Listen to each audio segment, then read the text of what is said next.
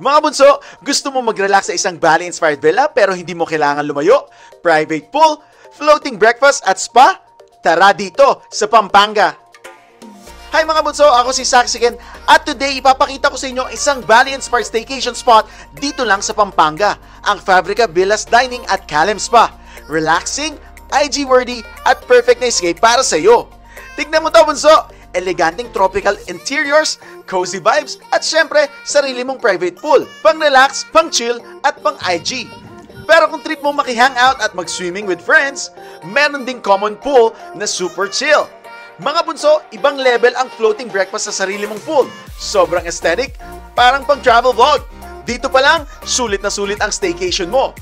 At syempre, hindi lang ambience ang panalo, pati pagkain. May customizable plant-based meals for the health-conscious at gourmet dishes para sa lahat.